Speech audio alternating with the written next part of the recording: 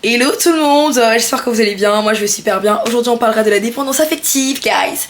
Donc si vous n'êtes pas encore abonné, abonnez-vous, n'oubliez pas de liker, d'activer la cloche de notification, de commenter et de partager.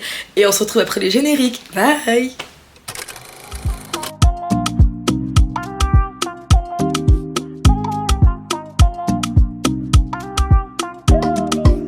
Quels sont les signes de la dépendance affective? Un besoin excessif de se sentir soutenu, aimé, encouragé, reconnu. Mon ami, dis à ton voisin calm down. Calm down because the situation in which you are is very very complicated. Oh mon ami. Good morning, good afternoon. Bon, c'est qu'elle thank you, good morning. Oui, good afternoon. Oh yes, ok. Plus sérieusement, la dépendance affective, c'est un réel problème. C'est-à-dire qu'il y a des personnes, vous êtes dans un cercle, vous êtes dans un groupe, mais vous êtes celle qui veut toujours et toujours recevoir les éloges. Toujours et toujours vouloir être aimée. Toujours et toujours vouloir être reconnue. Vous voulez toujours qu'on vous acclame, qu'on vous dise « Oh, tu as très bien fait ». Il est clair et net que oui, on aime bien être encouragé, on aime bien recevoir des éloges. Oui, tout le monde l'aime, mais lorsque ça devient un besoin excessif, girl, guys, il y a un problème. Dis avec moi, il y a un problème. Il y a clairement un problème. Tu ne peux pas tout le temps vouloir être aimé. Tu ne peux pas tout le temps vouloir que les gens t'acclament, les gens t'apprécient. Il y a également le fait de toujours vouloir être entouré. Notez ça en grand caractère. Tu ne peux pas toujours vouloir avoir des personnes autour de toi. C'est un problème que tu dois régler. Oui, tu vas dire que tu aimes bien voir les gens, c'est clair. Tu aimes bien être entouré, oui. Mais lorsque ça devient un besoin excessif, que tu ne peux pas passer une journée sans aller voir les gens, tu ne peux pas rester chez toi parce que ça te démange, faut que tu vois quelqu'un, faut que quelqu'un te dise que tu es belle, que la personne t'aime. Mon ami, you have a problem. You have a problem. Dis avec moi, Seigneur, I need your help. Un autre signe de la dépendance affective, c'est également l'incapacité de se débrouiller seul. L'autre point, c'est la peur de l'abandon et de la séparation. Je sais pas si vous avez déjà été dans ce type de relation.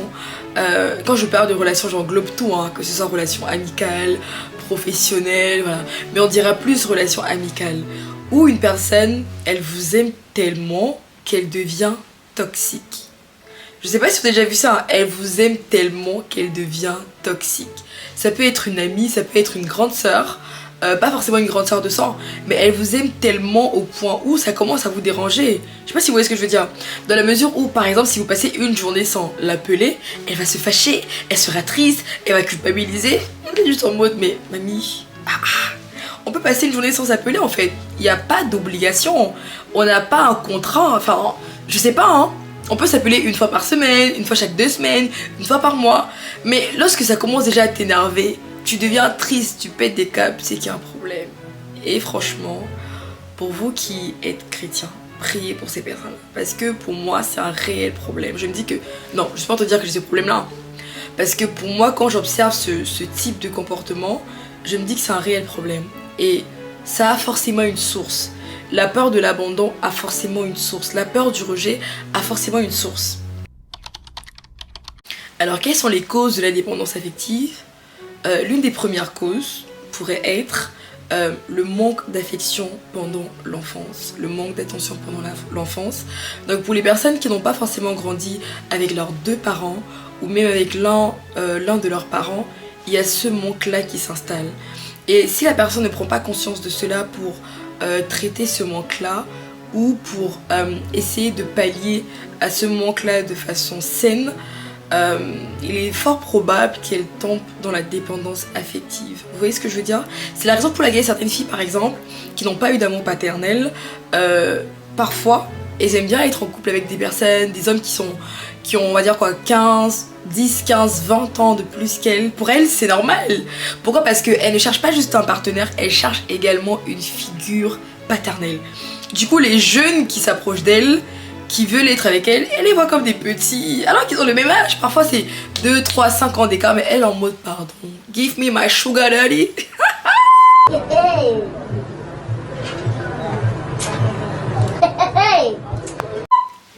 Excusez-moi.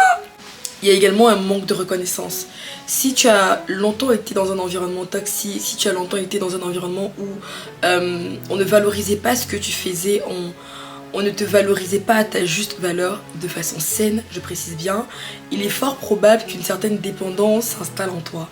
C'est-à-dire qu'une fois que tu seras dans un environnement différent, où on va juste te dire « Ah, bravo pour ce que tu fais, bravo pour ci, bravo pour ça », tu vas forcément vouloir être de façon continuelle et constante, en relation avec ces personnes-là pour qu'elles puissent davantage te dire merci, t'apprécier. Et ça devient lourd et pesant pour ces personnes-là.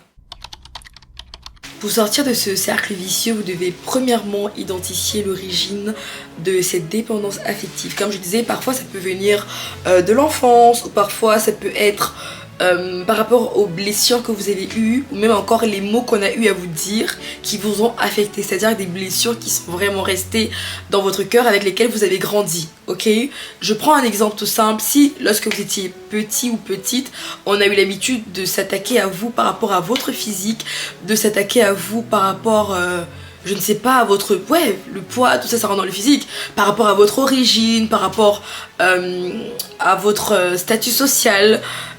Il est fort probable qu'une fois que vous allez entrer dans une relation où vous vous rendez compte qu'une personne vous aime, au-delà de tout ce qui avait été dit sur vous, vous aime malgré le fait que, je sais pas moi, vos pieds sont petits, malgré le fait que vous soyez mince, que vous soyez plus en forme, que vous ayez une carnation plus foncée, moins foncée, enfin je sais pas. Une fois que vous vous rendez compte qu'une personne vous aime pour ces défauts-là, vous allez vous attacher de façon démesurée, que ce soit en amitié ou en amour.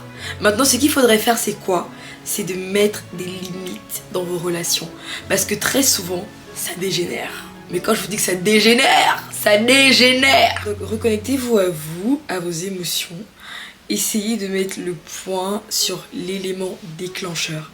Essayez de mettre le point sur la chose qui fait en sorte que vous n'arrivez plus à vivre sans toutefois attendre la vie des autres, sans toutefois regarder à ce que les autres pensent, sans toutefois attendre que les autres vous accordent un oui avant de faire quoi que ce soit dans votre vie. Observez vos croyances. C'est-à-dire que si vous êtes chrétien, pour les personnes qui sont chrétiennes comme moi, focalisez-vous sur votre relation avec Dieu. Parce que plus vous apprenez à connaître Dieu, plus vous apprenez à vous connaître, à savoir qui vous êtes, ok?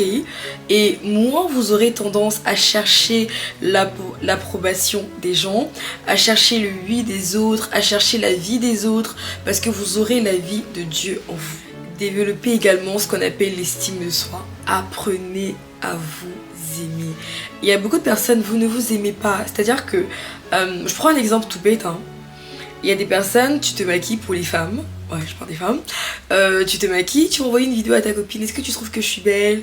Si elle fait l'erreur de te dire que non, enfin, je pense que le maquillage, t'aurais pas dû le faire comme ça. Tu vas te démaquiller. Et ta journée sera pourrie, juste parce qu'elle t'a dit qu'elle ne pense pas que c'est comme ça qu'il fallait que tu te maquilles. Tu vois ce que je veux dire? Parce que t'as pas d'estime, tu ne t'aimes pas. Tu t'aimes au travers des mots des autres, tu t'aimes au travers des avis des autres, tu t'aimes au travers des arguments des autres. Tu attends que les autres te valorisent avant de te valoriser toi-même. Tu attends que les autres t'aiment avant de t'aimer toi-même. Ça doit cesser. 2024, tu dois avancer. 2024, tu dois grandir. Et je pense que ce n'est pas juste au niveau des femmes, même au niveau de la communauté masculine. Je pense que les hommes ont ce même problème en fait. Moi je connais des personnes, je vais dire que c'est des grandes sœurs, hein. C'est des grandes sœurs qui... je ne sais pas si je pourrais dire qu'elles avaient un souci de dépendance affective, mais l'amour que je recevais là, ça faisait peur. Hey guys, l'amour que je recevais là, ça faisait peur. Vous savez, j'avais quelqu'un qui vous appelle pendant 2 semaines, H24, bon quand je dis H24 c'est abusé, mais chaque jour, le matin, coucou, ça va, tu fais quoi? Le soir, coucou, ça va, tu fais quoi? Coucou, tu me réponds pas. Quand tu réponds pas, quand tu fais 5 minutes sans répondre, allô? Ça va? Ma petite soeur chérie, t'es où? Tu fais quoi? Je vais pas te voir. Hé maman, pardon.